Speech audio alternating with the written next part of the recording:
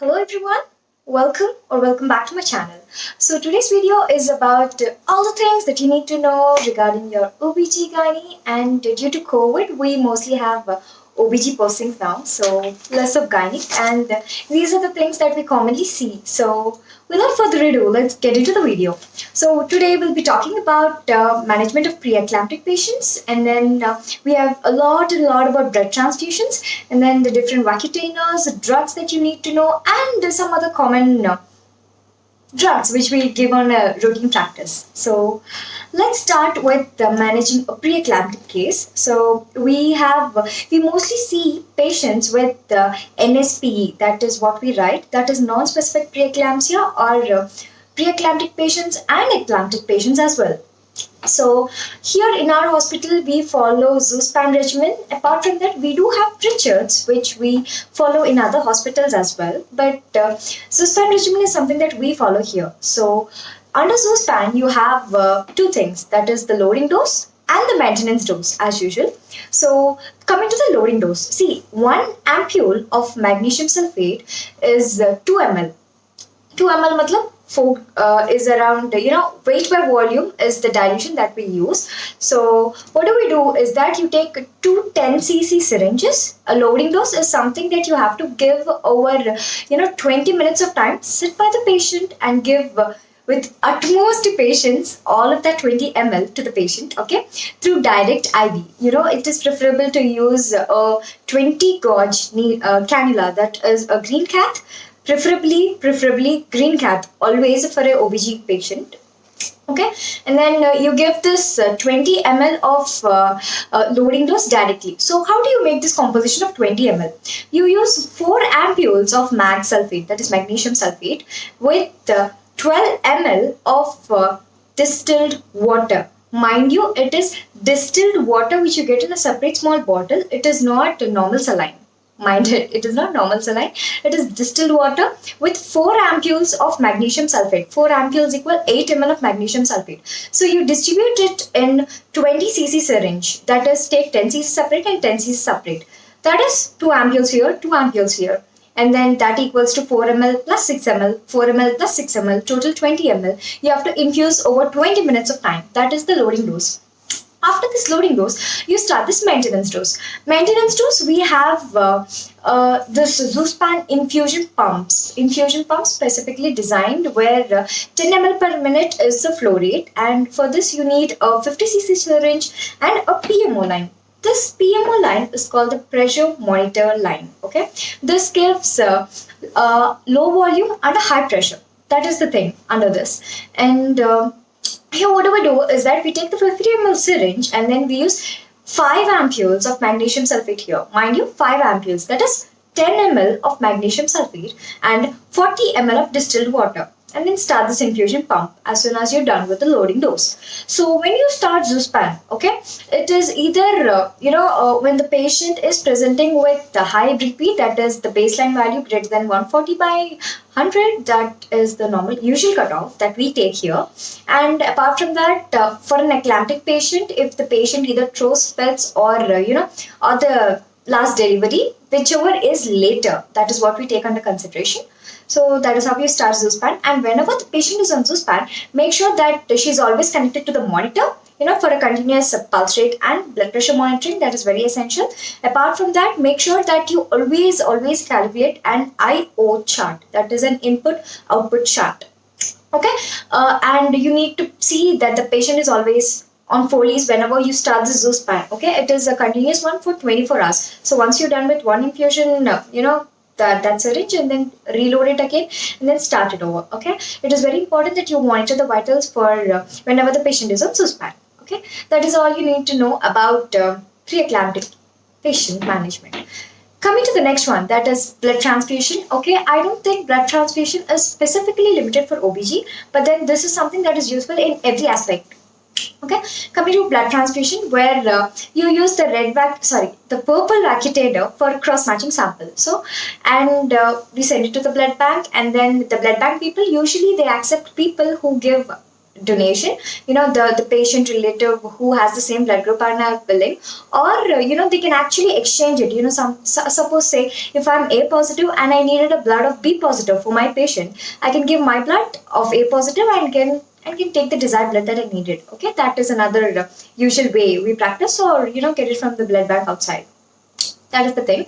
And then we infuse packed red cells, PRBCs or PCs, packed cells that we usually call.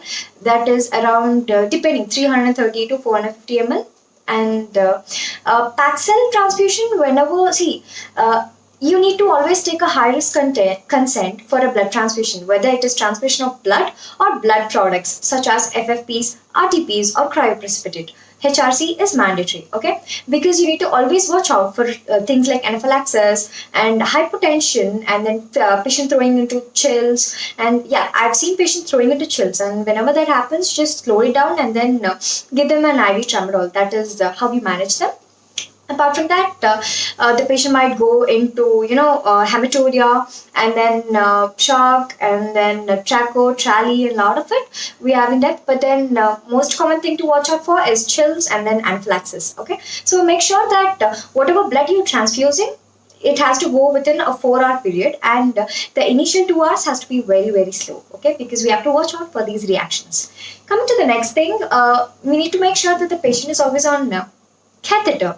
Okay, so Foley's cath. Okay, so Foley's cath is important. Maintain an input-output chart, and then respiratory rate is important.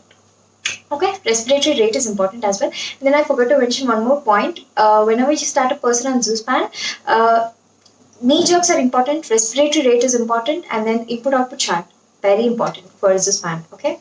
And then as well, when you're coming for a blood transfusion here, it is important to maintain all of it. And then, periodic rechecks for blood pressure is also important for this thing. And then, so we have a really good slow rate for the first 2 hours, and then a little faster one for the next 2 hours. Transfusion ended in 4 hours period. Coming to FFPs and RDPs, okay, these are something that, not a normal delivery patient would actually require, but then patients with emergency LSCS, they do require platelet transfusion, or when there's a severe hemorrhage or blood loss, when we suspect that the patient's coagulation profile is less, we actually go with FFP transfusion. If you think that the patient's platelet is below 30,000, 40,000, 50,000, depending, we go with RDPs. Okay, what is FFP? FFP is fresh frozen plasma. Okay, in local language, we have to tell the patient, means it is something like Safed Khoon. Safed Khoon, that is the white blood that we ask them to get. Okay, it is around 130 ml, and this is something which is used to replenish the coagulation factor levels. Okay, when there is a severe, when the patient has a lot of blood loss or severe blood loss during the delivery time. Okay, and FFPs, you give it on a fast flow, a very fast flow. Okay, FFP and RDP, they are thawed. Okay, before transfusing, they are always thawed, and whenever you get them from the blood bank, make sure that the packed with cells is not like, it's always chilled. So make sure that it is at least a little normal, just gets a little warmer. And whereas FFPs and RDPs, they are just freeze thawed. Okay, that is whatever they are, with their shelf life of 1 year, they'll be freeze thawed and then given to you. Okay, and you have to transfuse it within 2 to 3 hours, maximum of 4 hours preferably, or else it is just of no use. Okay, ABO compatibility is essential for FPO, FFPs, and as well as RDPs. Okay, so cross-matching sample is essential in a purple bucket container. Before you transfuse it, do a cross-match. Okay, and coming to RDPs, RDPs are random donor platelets. SDP are single donor platelets. These are two things. Okay, RDPs is much cheaper compared to SDPs. Okay, single donor platelets, very expensive. RDPs, 1 unit will increase around 5,000 to 7,000 platelets, whereas SDP, that is a single donor platelet, will increase around 60,000 to 70,000. So whenever a patient comes you with 10K of platelet count, so always go with SDP, very expensive, around 20K. Okay, and then this is to increase the platelet level. Okay, and very fast transfusion for both of them. We are done with this. Coming to Vacutainers. Okay, vacutainers here. We have the red vacutainer where for the biochemical investigations such as LFT, RFT, and then serum electrolytes and TSH levels. Okay, serum. See, whenever the person comes to you with preeclampsia or eclampsia features, LFTs and RFTs are very important because creatinine levels, urea levels, and all of them might be raised in eclamptic cases. So make sure that you always get them checked.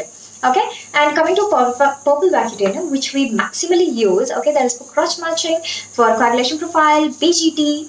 Okay, that is blood grouping test, and that is it. Apart from that, for HbA1c also you use a purple vacutainer. And then blue vacutainer is for coagulation profile. That is PT, APTT, INR and fibrinogen levels. That is a blue vacutainer. And coming to grey vacutainer, that grey vacutainer is for ESR levels and then glucose, fasting and postprandial glucose levels. We use a grey vacutainer. Coming to the drugs, we have labetalol here. Okay, one of the most used drug. Okay, when the patient's BP is pregnancy-induced hypertensive cases where we give Nicardia retard 10 mg depending upon their blood levels as a BD or TID levels, and once if it's not under control, then we go with Depin, and still not under control, then yeah, we have the savior here, that is the labetalol. Okay, so this is a very good drug, as well as we have to be very cautious in giving this drug because labetalol, you have tablets. Apart from tablets, you even have labetalol IV infusion when the patient's BP crosses around 180 200. Go with IV labetalol. Okay, when your doctor tells you to give you an IV labetalol, the dose that you give is 20 mg. Each ml of IV labetalol has 5 grams in it. So you take 4 ml of IV labetalol equals 20 mg of it. You will dilute it in 6 ml of normal saline, so that equals 10 ml. You give a slow IV infusion over 10 minutes time, very slow, because this is an alpha plus a beta blocker. So more chances of hypotension and the patient would just die. So make sure that you give it very slowly. Okay, watch out for hypotension. Okay, that is a good and a dangerous drug. Never give it fast. IV labetalol. Okay, next one is something that you hear, just in your labor room. Drutin epidosin. Okay, drutin is drutaverine. Okay, that is usually in the fridge. Okay, it needs to be cool. That is the maintenance of it to maintain the potentiality, whatever. Okay, you give drutin. Drutin is for dilatation, and drutin you dilute it 2 ml of drutin, that is in 1 ampule, 2 ml with 3 ml of NS equals 5 ml. You give direct IV, green cath. Okay, mind you, green cath. And then drutin as well as you give epidosin. Epidosin is valentamate, that is for effacement. Drutin, epidosin, we give it usually in 30-minute interval, 3 doses. Okay, drutin, epidosin. Next you have iron sucrose, that is called your Orofor. Orofor you give it in 100 ml of NS, 2 ampules, that is 10 ml of Orofor in 100 ml of NS. Okay, to increase your blood levels. And that is all about drugs, the most important drugs apart from max sulfate. And then we have the pre-op preparation. So what is pre-op? Pre-operative preparation. What are the things that you have to consider? First, nil by mouth. Nothing, no eating, no drinking, nothing. Bacha, yeah, food. Yeah, they have to choose any one, okay? Because patients will annoy you so that they want to just eat, eat even biryani. That is what they do. Then consent. Third, Foley's catheter. Fourth, and blood reserve, emergency LSCS is an operation, so make sure that they get there in the blood reserve, get one packet of blood reserve of, their name. And then part preparation, that is the sisters will do, getting them dressed and all of it. And then consent, we are done. And then we have the injections part, that is Taxim, IV Taxim, and then IV Pantop, and then Perinom, that is metoclopramide IM. And then we have Perinom, that's it, and 100 ml of Metrozil IV direct, 100 ml. You have the bottle direct, and then just do that. After this post-op delivery, we give patients usually complaint of a difficulty in passing stools, so give them a syrup clemafin. And then for sutures, when you suspect that there might be a suture infection, you will give ointment Metrozil P. So I think I almost covered everything, at least the important parts of this. So make sure you give a big fat thumbs up if you like this video, and then please do subscribe and share this video if you find it useful. Thank you so much for watching. Stay home, stay safe. Thank you.